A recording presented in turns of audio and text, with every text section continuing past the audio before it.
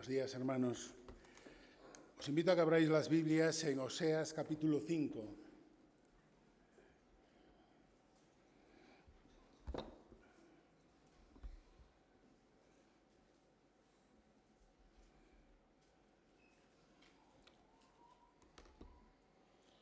Oseas capítulo 5, vamos a leer el capítulo entero, son 15 versículos, y dice así: Sacerdotes, oíd esto y estad atentos, casa de Israel y casa del Rey, escuchad, porque para vosotros es el juicio, pues habéis sido lazo en Mizpa y red tendida sobre Tabor, y haciendo víctimas han bajado hasta lo profundo. Por tanto, yo castigaré a todos ellos. Yo conozco a Efraín e Israel no me es desconocido. Porque ahora, oh Efraín, te has prostituido y se ha contaminado Israel. No piensan en convertirse a su Dios, porque espíritu de fornicación está en medio de ellos y no conocen a Jehová. La soberbia de Israel le desmentirá en su cara. Israel y Efraín tropezarán en su pecado, y Judá tropezará también con ellos. Con sus ovejas y sus vacas andarán buscando a Jehová, y no le hallarán, se apartó de ellos. Contra Jehová prevaricaron, porque ha engendrado hijos extraños. Ahora, en un solo mes, serán consumidos ellos y sus heredades. Tocad bocina en Gabá y trompeta en Ramá. Sonad alarma en Betabén, tiembla, oh Benjamín. Efraín será asolado en el día del castigo. En las tribus de Israel hice conocer la verdad. Los príncipes de Judá fueron como los que traspasan los linderos. Derramaré sobre ellos mi ira. Efraín es vejado, quebrantado en juicio, porque quiso andar en pos de vanidades. Yo, pues, seré como polilla a Efraín y como carcoma a la casa de Judá. Y verá Efraín su enfermedad y Judá su llaga. Irá entonces Efraín a Siria y enviará el rey Jareb. Mas él no os podrá sanar ni os curará la llaga, porque yo seré como león a Efraín y como cachorro de león a la casa de Judá. Yo arrebataré y me iré. Tomaré, y fíjate qué palabra tan terrible, y no habrá quien liberte. Andaré y volveré a mi lugar hasta que reconozcan su pecado y busquen mi rostro. En su angustia me buscarán. Y el título que he puesto a la predicación de hoy es Cuando Dios se aparta. Y como veis, es un texto duro el que acabamos de leer. Un texto que es la culminación de una vida del pueblo de Dios de absoluta desobediencia y completamente apartado de Él. Y entonces Dios actúa. Una de las peores cosas que nos pueden pasar es que Dios se aparte de nuestras vidas. Y déjame que aclare esto, para que no haya malos entendidos desde el primer minuto. Mirad, debemos de tener muy claro que si realmente has nacido de nuevo, si te has arrepentido de tu pecado delante de Dios y has creído en el Evangelio de Jesucristo, Dios nunca, repito, nunca retira su presencia de tu vida. Dice Juan capítulo 10, y yo les doy vida eterna y no perecerán jamás, ni nadie las arrebatará de mi mano. Debemos de tener claro que el buen pastor no pierde jamás a ninguna de sus ovejas. Pero lo que nos enseña Oseas 5 es que Dios puede retirar el gozo de su presencia en tu vida. Dios puede retirar su comunión cercana contigo. Dios puede retirar su favor paternal, sus bendiciones temporales. Cuando un creyente vive en pecado y se empeña en mantener su vida en desobediencia. Dios puede dejarte en soledad. dejarte continuar con la inercia que te has empeñado en seguir, sin contar con Él, sin proceder a las oportunidades de arrepentimiento que continuamente Él te está ofreciendo. En la Biblia tenemos muchos ejemplos sobre esto, pero quizá el que más conocemos, el caso más típico, es el ejemplo de Sansón. Por fin Dalila ha conseguido sacarle el secreto de su fuerza, ¿verdad? Después de mucho insistir y después de cierta burla por parte de Sansón. Los filisteos han conseguido cortar el cabello de Sansón, algo que él se había comprometido a no cortar como parte del voto nazareo que él había hecho desde su nacimiento.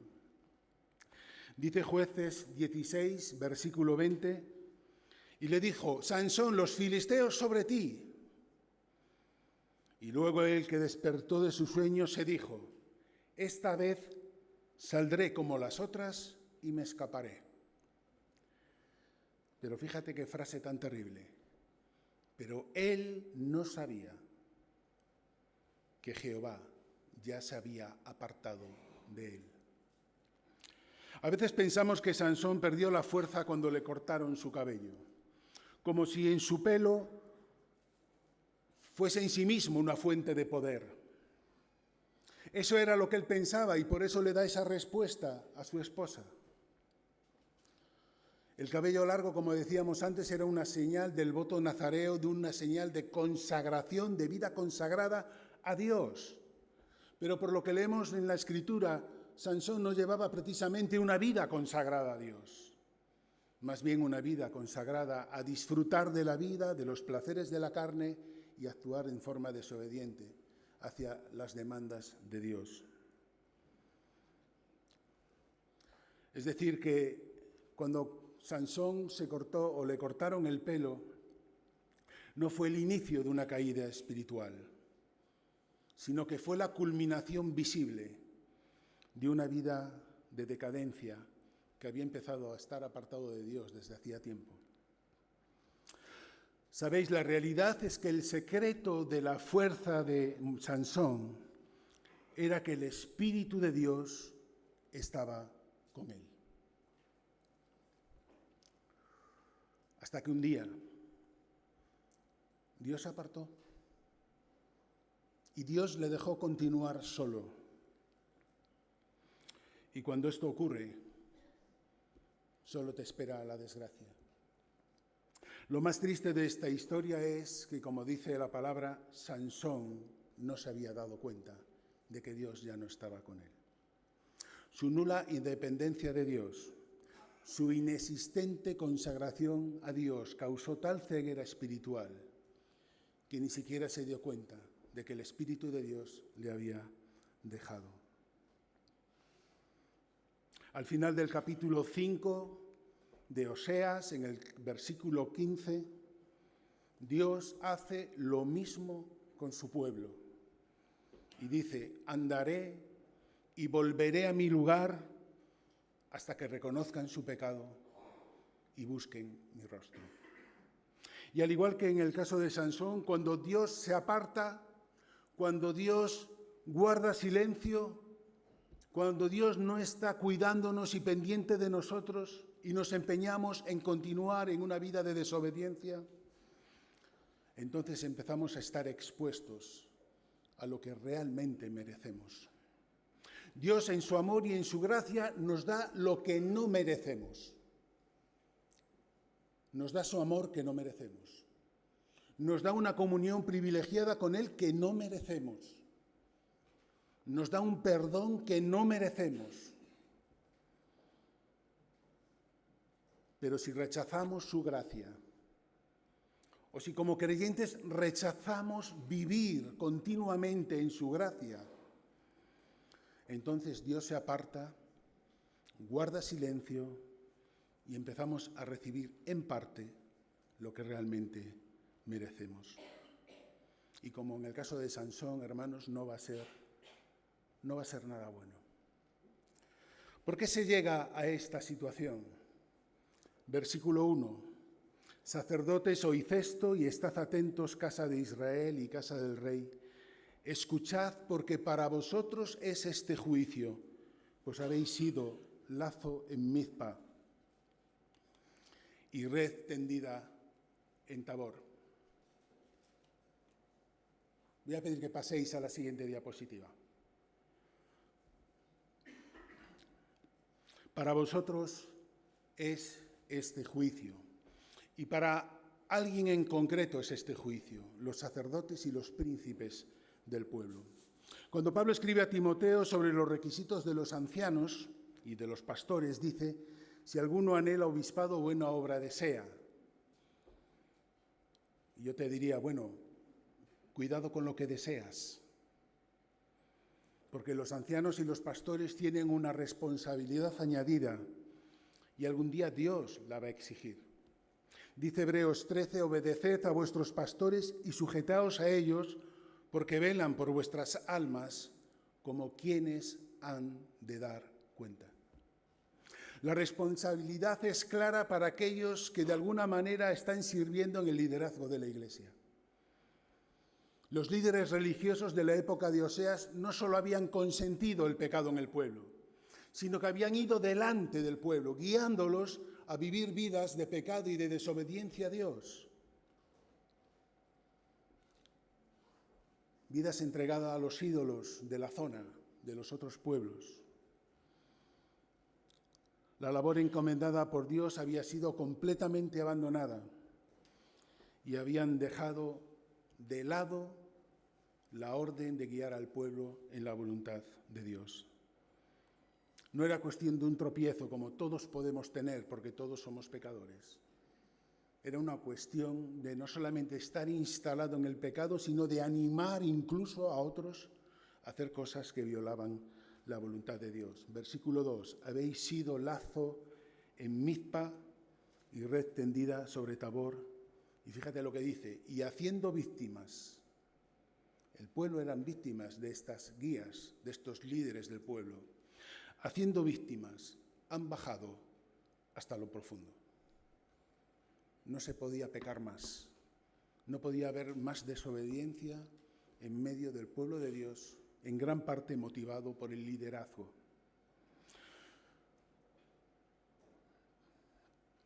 Dice el versículo 4, no piensan en convertirse a Dios porque espíritu de fornicación está en medio de ellos y no conocen a Jehová.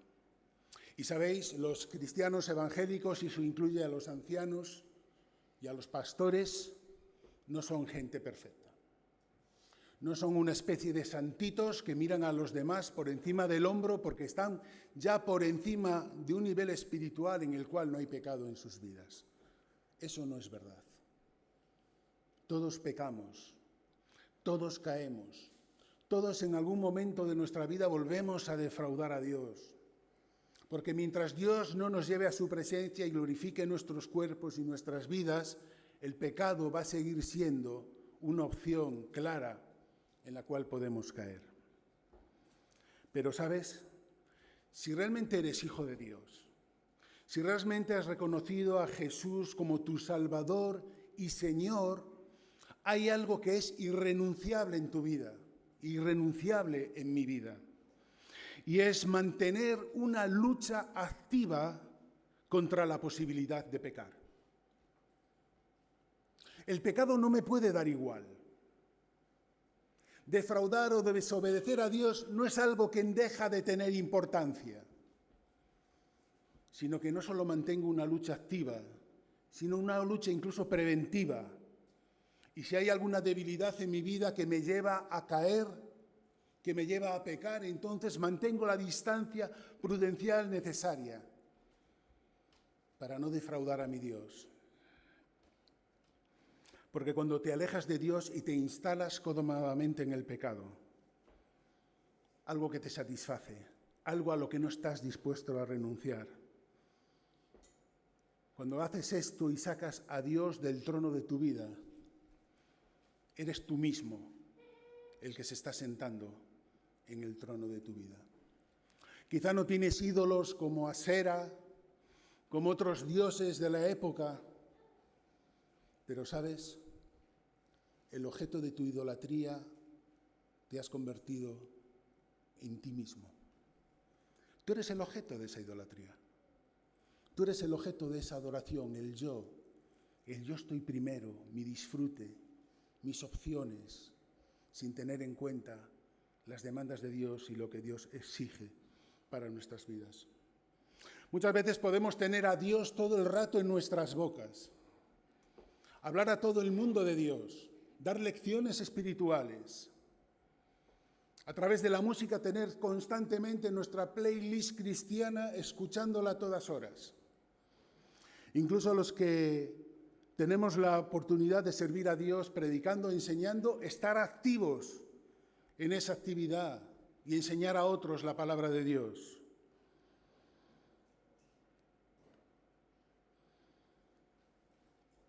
Pero sin renunciar a ocupar nosotros mismos el trono en nuestras vidas. Versículo 6. Con sus ovejas y con sus vacas, que como sabéis eran animales usadas para el sacrificio, para el culto a Dios, dice, con sus ovejas y con sus vacas andarán buscando a Jehová y no le hallarán, se apartó de ellos. Gente que seguía manteniendo los rituales de su religión, pero que estaban completamente alejados de Dios. ¿Y cuál es la respuesta de Dios ante esta devoción?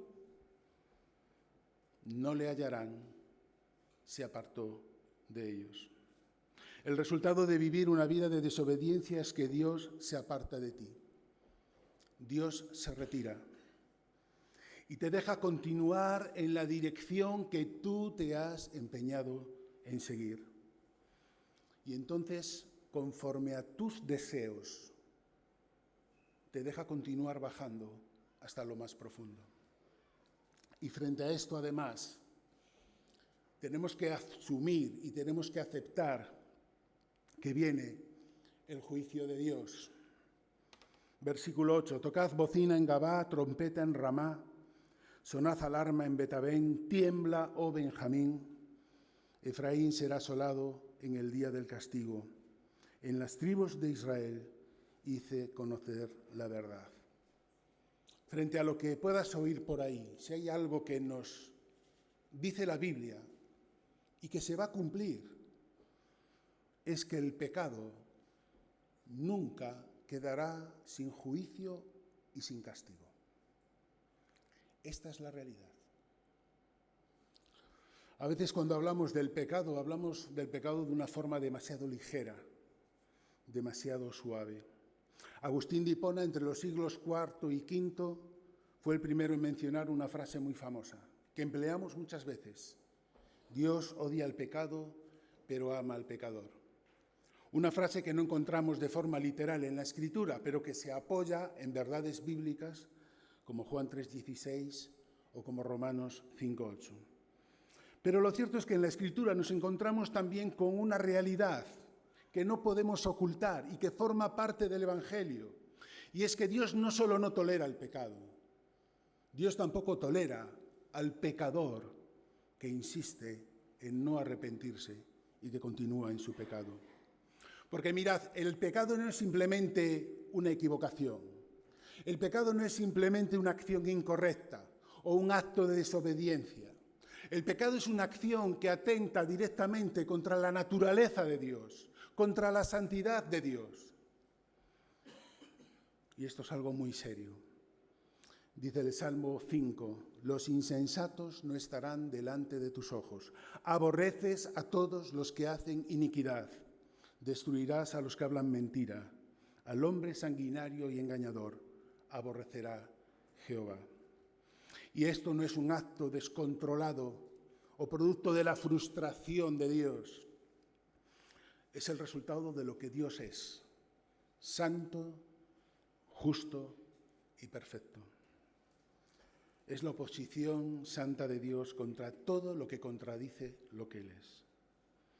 Así que debido a su carácter santo, Dios no puede tolerar el pecado ni al pecador que no se arrepiente.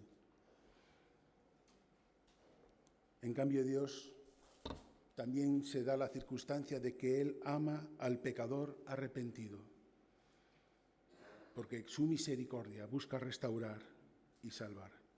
Dice la palabra que Dios muestra su amor por nosotros en que, siendo pecadores, Cristo murió por nosotros. Y otro versículo que también nos habla de esta realidad, Lucas capítulo 15, habrá más gozo en el cielo por un pecador que se arrepiente que por 99 justos. Uno solo que hoy aquí en esta sala confiesa a Jesús como su Salvador, provoca el gozo, la explosión de alegría en el cielo, en el trono de Dios. El pueblo de Dios había tenido a los profetas que una y otra vez les llamaban al arrepentimiento, les advertían de las consecuencias del juicio, pero ellos se reafirmaron en su desobediencia. Y el texto de Oseas es muy claro: el pecado no queda sin castigo, seréis asolados, derramaré sobre ellos como agua mi ira, seré como polilla Efraín y como carcoma, seré como león. En el año 722 a.C., años después, fueron asolados de una forma terrible y cruel por el pueblo asirio. Hermanos, el pecado no es gratuito en nuestras vidas. Hacer pecar a otros no es algo sobre lo que Dios no va a actuar, sobre todo si tengo responsabilidades pastorales sobre ellos, sobre todo si estoy sirviendo a Dios cuidando de su iglesia. Pero ¿sabes? Hay algo peor que ser asolado y recibir la ira de Dios. Dice el versículo 14, yo arrebataré y me iré, tomaré. Y dice ahora, y no habrá quien liberte. Fuera de Dios no hay esperanza. El mundo está lleno de filosofías. El mundo está lleno de maneras de entender la vida. Pero quiero decirte de una forma clara y diáfana que fuera de la persona del Señor Jesús no hay esperanza.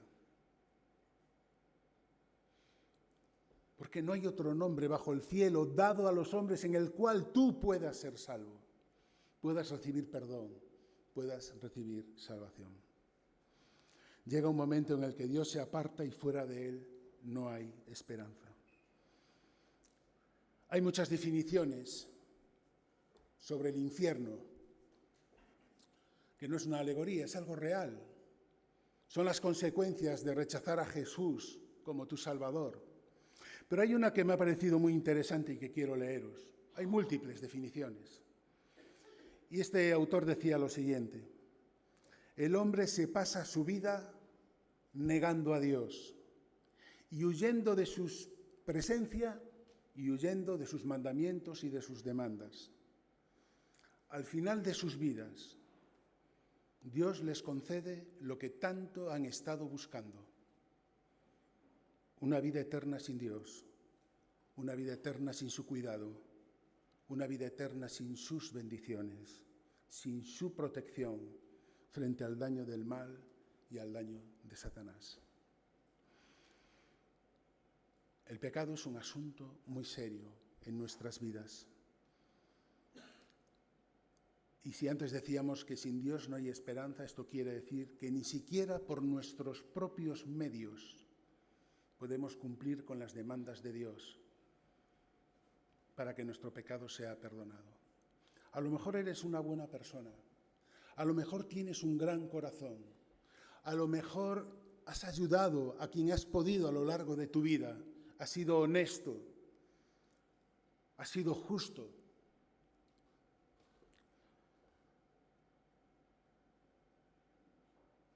Pero tienes que saber que ni siquiera todo eso alcanza para perdonar tu pecado. Porque solo hay una manera que Dios ha designado para que eso sea posible. Y es que creas en Jesús como tu Salvador y como el Señor de tu vida. El pecado sin confesar y continuado es un asunto también muy serio en la vida de los creyentes. ¿Eres creyente? ¿Has aceptado a Jesús como tu Salvador personal? Pero hay partes en tu vida que están todavía sin estar rendidas a Él, que están quizá gobernadas por una debilidad en tu vida, por un pecado sin confesar en tu vida. Pues querido hermano, querida hermana, si esta es tu vida, eso tiene consecuencias claras en tu presente y también en tu futuro. No vas a perder la salvación, pero te estás perdiendo tantas bendiciones, sobre todo la bendición de obedecer a Dios y hacer lo que Él quiere. El pecado sin confesar también en sus siervos, en aquellos a quienes Dios ha puesto para pastorear la Iglesia, y en cambio lo que están haciendo es pastorear indignamente al cuerpo del Señor, al cuerpo de Cristo, es algo también especialmente grave. Efesios 5 dice: maridos, amad a vuestras mujeres así como Cristo amó a la Iglesia y se entregó a sí mismo por ella, para santificarla, habiéndola purificado en el lavamiento del agua por la palabra, a fin de presentársela a sí mismo como una iglesia gloriosa, que no tuviese mancha ni arruga ni cosa semejante, sino que fuese santa y sin mancha. Queridos compañeros, cuidado con deshonrar la Iglesia de Dios. La Iglesia que le ha costado un precio tan alto. La Iglesia que, como nos dice el apóstol Judas, algún día presentará delante de la gloria del Padre sin mancha y con gran alegría. Cuidado con lo que el Señor nos ha encomendado. Pero frente a todo esto, el Señor también provee de una solución frente a nuestro pecado. El Dios de la justicia y de la santidad también es el Dios de la misericordia. De nuevo el versículo 15. Andaré y volveré a mi lugar hasta que reconozcan su pecado y busquen mi rostro. En mi angustia, en su angustia me buscarán. Cuando Dios aparta, cuando Dios guarda silencio, su oído permanece atento a nuestra confesión, a nuestro clamor, a nuestro arrepentimiento. Cuando Jesús empezó a predicar el Evangelio,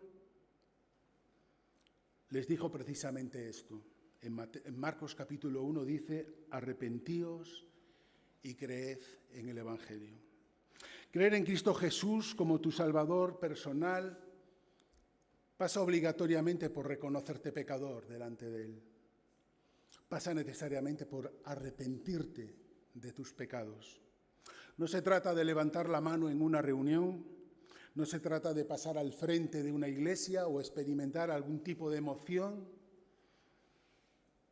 Se trata de algo más profundo. Se trata de caer rendido delante de Dios y decirle: Señor, no sé qué hacer con mi vida. Sálvame, ayúdame. La parábola del fariseo y del publicano lo expresa muy bien en Lucas 18. Ahí nos encontramos al fariseo orando en una esquina para que todo el mundo le oyera en voz alta, diciendo: doy gracias porque no soy como los otros hombres. Y aquí tenéis una persona llena de autojusticia, de orgullo. Sin embargo, había un publicano, alguien a quien el resto del pueblo despreciaba por colaborar con los romanos, que decía lo siguiente: Dios, sé propicio a mí, pecador. Y sabes, en esta pequeña frase, lo que este hombre está expresando es: Señor, yo no puedo hacer nada para salvarme, pero tú sí. Tú puedes proveer del pago. Tú puedes rescatarme de una situación en la que yo no tengo ninguna salida. Por favor, rescátame, sálvame. Y sabes, Dios ha provisto de ese pago. Ha provisto a través del Señor Jesucristo, y lo hemos celebrado con los símbolos, que ha derramado su sangre para pagar por nuestros pecados, pasados, presentes y futuros. Dios ha provisto de ese pago. Lo único que te queda a ti es reconocer que necesitas de esa salvación y pedírsela al Señor. Si el pecado está controlando tu vida, bien porque no has aceptado a Jesús como tu Salvador o porque no crees en Él, esto es especialmente para ti. Arrepiéntete y cree en el Evangelio. Si ya eres creyente, da igual los años que lleves en el Evangelio, pero el pecado está condicionando tu vida personal, tu vida familiar, incluso a veces tu vida laboral. Esto también es especialmente para ti. Arrepiéntete y cree en el Evangelio. Empezamos con Sansón, ¿os acordáis? Al principio hablábamos de Sansón como el pecado provocó esa ceguera espiritual y no se dio cuenta de que la presencia de Dios ya no estaba con él. Al final del capítulo 16 del libro de los Jueces, lo encontramos ciego físicamente, atado a las columnas del templo de los filisteos, sin fuerza, sirviendo de espectáculo para que se divirtieran los filisteos, sus enemigos. Pero en ese momento, ese hombre orgulloso, ese hombre autosuficiente, en ese momento ese hombre clamó a Dios. Dice Jueces 16, versículo 28. Entonces clamó Sansón a Jehová. Ya no nos encontramos con el Sansón de me libraré de esto como tantas y tantas veces porque soy un hombre muy fuerte. Entonces clamó Sansón a Jehová y dijo, Señor Jehová, acuérdate ahora de mí y fortaléceme. Porque solo en Dios hay esperanza, amigos, hermanos. Solo en Dios hay la posibilidad de escapar de la condenación del pecado. Y sabes, Dios escuchó su oración y su presencia volvió a estar con Sansón y recuperó la fuerza y derribó aquellas columnas. Y Dios estuvo con Sansón hasta el último segundo de sus vidas. Y ahora Sansón está disfrutando de la gloria. Esa fuerza que necesitó Sansón para derribar los pilares del templo de los filisteos es la fuerza que Dios te puede dar también hoy a ti, para que derribes tu orgullo, para que derribes tus opiniones, ¿verdad? Muchos tenemos opiniones muy diferentes de cómo Dios tiene que hacer las cosas. Pero, ¿sabes? Él es el soberano, es Él el que dice cómo hay que hacer las cosas. Pero necesitamos a veces la fuerza mental, espiritual de Sansón, que solo Dios te puede dar, para derribar todas las barreras que te acercan a Dios, pero te dejan en el borde, te impiden continuar. Pero en esta mañana, queridos hermanos, queridos amigos, amigas, Dios está dispuesto a darte esa fuerza. Dios está con su oído atento para escuchar tu clamor, para darte salvación, para darte tranquilidad y vida eterna. Como decíamos al principio,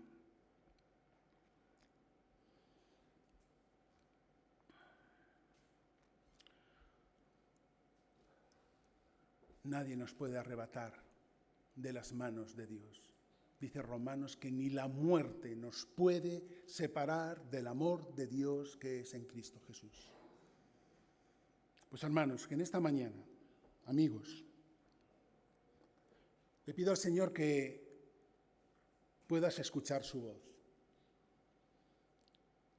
Y su voz te está diciendo, estoy aquí. Estoy aquí si me buscas. Estoy aquí si te arrepientes. Estoy aquí para darte salvación si confiesas a Jesús como el que te salva, como el que te guarda y como el que ha muerto por ti en la cruz. Vamos a tener un minuto de oración. Señor y Padre nuestro, en esta mañana queremos darte las gracias, porque tú sigues esperando a que volvamos a ti, a que busquemos tu rostro con arrepentimiento, pidiendo perdón, reconociendo nuestro pecado. Tú sí eres, Señor, salvar y restaurar vidas. Por eso, Señor, te pedimos que si alguien en esta mañana, de alguna forma, a través de la predicación, de la alabanza, Señor, ha experimentado y ha escuchado tu voz, Señor, te pedimos que tú le ayudes a dar esos últimos pasos de arrepentimiento, esos últimos pasos para entregar su vida a Cristo. Señor, y que pueda experimentar la bendición que supone ser parte de tu rebaño. Un rebaño, Señor, que nunca se va a perder, porque el buen pastor no pierde a ninguna de sus ovejas. Señor, te damos las gracias por la salvación que disfrutamos en Cristo Jesús. Pero queremos ver más vidas transformadas, más vidas entregándose a Cristo. Te lo pedimos todo y te lo agradecemos en el nombre de Cristo Jesús.